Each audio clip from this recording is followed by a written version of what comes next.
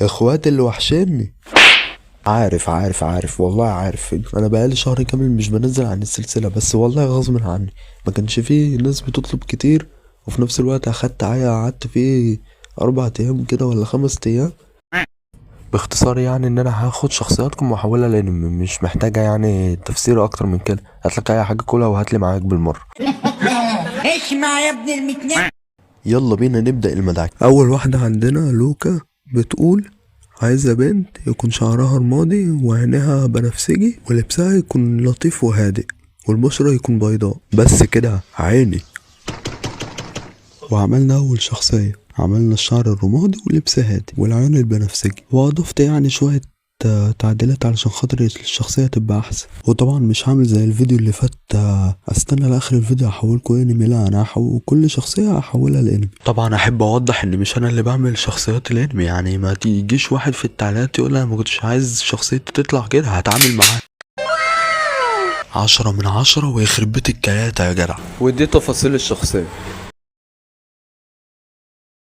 نروح على الشخصية اللي بعده. تاني شخصية اسمها الزب ايه؟ انا مستعك من الجي. المهم شعر اسود، عيون حمراء، ولابسه بنطلون اسود وقميص ابيض. تمام يلا بينا. تمام نحولها بقى الانمي. اوف يا لهوي ده فجر.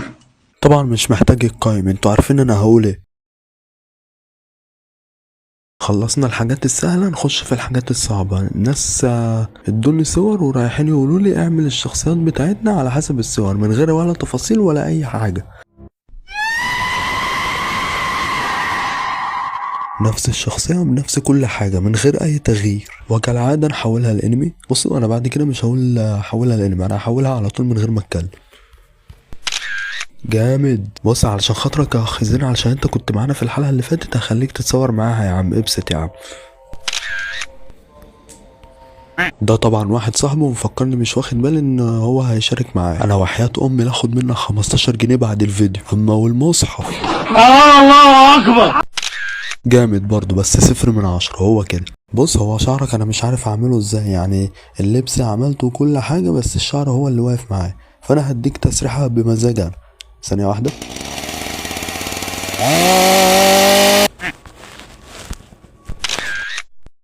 كده خلصنا المتابعين كلهم وخلصنا بسرعة، ناقص لنا بقى اصحابنا اليوتيوبر او اخواتي بمعنى اصح، هما يعتبر اخر 3، فهنخلصهم في السريع كده. وبعد ما عملت الشخصيات يلا نحولها لانمي.